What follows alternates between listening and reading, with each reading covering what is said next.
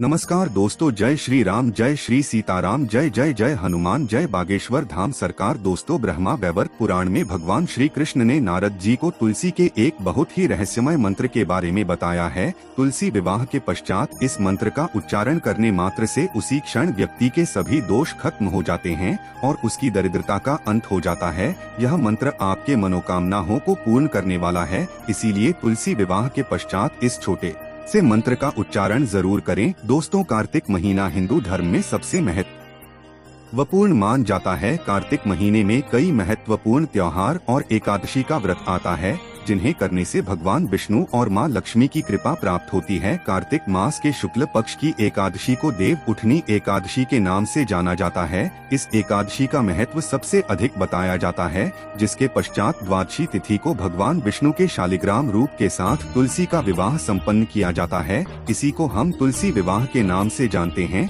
यह दिन सभी विवाहित दाम्पत्य के लिए महत्वपूर्ण होता है। देव उठनी एकादशी के दिन भगवान विष्णु 4 महीने की योग निद्रा के पश्चात जागते हैं और तभी से सभी मांगलिक कार्यों की शुरुआत होती है। इसीलिए सबसे पहला मांगलिक कार्य भगवान विष्णु और तुलसी का विवाह किया जाता है। इससे जीवन में सुख समृद्धि आती है। तो स्वागत है आपका श्री राम टिप्स पर। वीडियो में आगे बढ़ने से पहले वीडियो को लाइक करें और चैनल को सब्सक्राइब करें ताकि भगवान शिव जी की कृपा बना रहे। तो वीडियो को स्टार्ट करते हैं। दोस्तों, 23 नवम्बर को देव उठनी एकादशी के दिन चतुर्मास की समाप्ति होती है के पश्चात तुलसी शालिग्राम विवाह का आयोजन किया जाता है। तुलसी विवाह के दिन द्वादशी तिथि 23 नवंबर को रात 9:01 पर शुरू होगी और समापन 24 नवंबर को शाम 7:06 पर होगा। उदय तिथि के अनुसार तुलसी का विवाह इस बार 24 नवंबर को ही होगा। आज के इस वीडियो में हम आपको बताने जा रहे हैं तुलसी विवाह करने की सही विधि। तुलसी विवाह के दिन कौन से कार्य नहीं करने चाहिए और जानेंगे तुलसी के पौधे में कौन कौन सी चीज बांधनी चाहिए और तुलसी माँ का वह मंत्र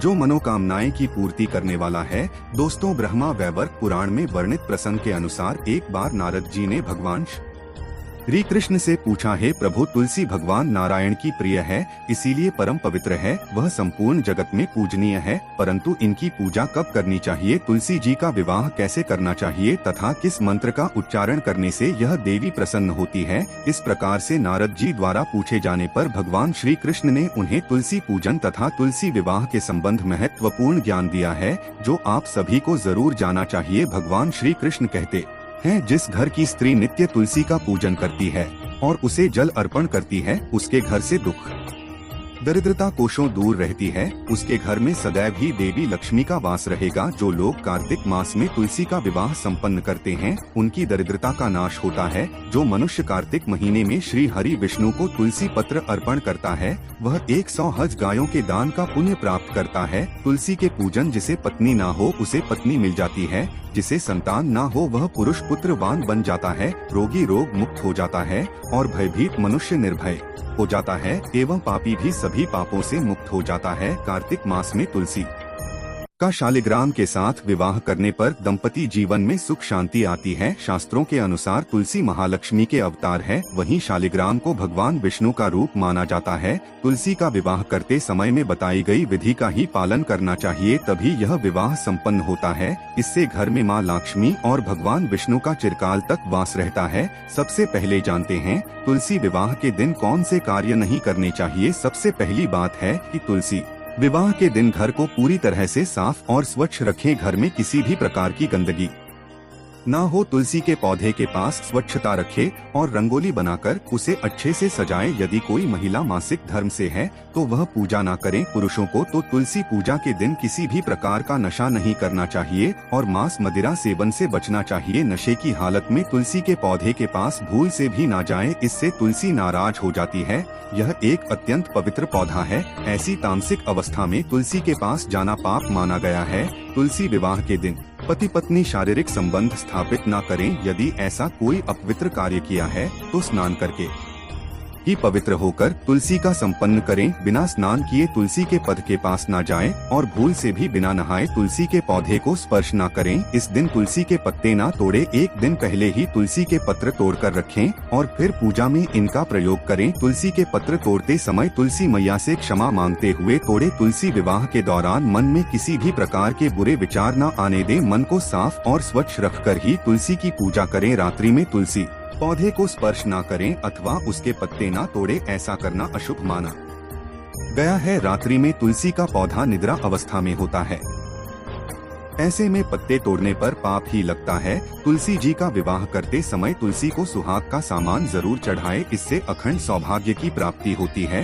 तुलसी विवाह के दौरान तुलसी के पौधे के पास शालिग्राम रखें और उस पर तिल चढ़ाएं। पूजा में तुलसी और शालिग्राम को दूध में भीगी हल्दी का तिलक जरूर शालिग्राम पर तुलसी पत्र रखकर चंदन लगाना चाहिए। तुलसी का विवाह शाम के समय करना ही सर्वोत्तम होता है। तुलसी के गमले के पास गन्ने रखकर मंडप बनाया जाता है। इसके पश्चात तुलसी के पास शालिग्राम रखकर तुलसी का विवाह संपन्न किया जाता है। विवाह के दौरान तुलसी और शालिग्राम पर अक्षत और फूल डालने चाहिए। विवाह के सभी नियमों का पालन जरूर करना चाहिए। तुलसी विवाह के पश्चात भगवान विष्णु की आरती करें और प्रसाद में तुलसी पत्र डालकर उन्हें भोग लगाएं। उसके पश्चात 11 बार तुलसी की परिक्रमा करें। तो प्रकार से आप तुलसी का विवाह संपन्न करें। वहीं इस दिन कुछ खास उपाय करने से वैवाहिक जीवन से जुड़ी समस्याएं खत्म हो जाती हैं, जिसके परिणाम स्वरूप शादीशुदा जीवन में सदैव खुशहाली बनी रहती है। तुलसी विवाह के दिन सुख शांति और समृद्धि के लिए तुलसी माँ को चुनरी जरूर चढ़ा चाहिए। अक्सर लोग घर में तुलसी का पौधा तो लगा देते हैं,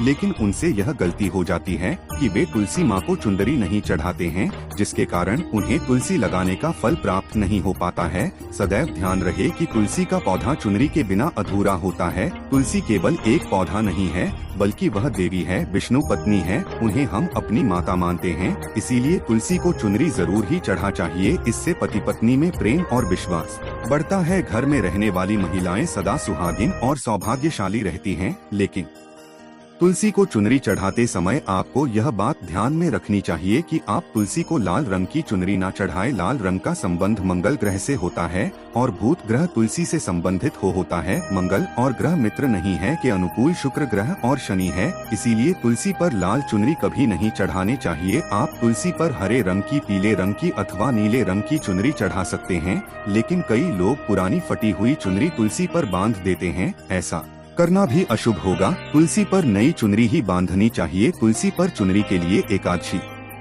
का दिन सर्वोत्तम होता है।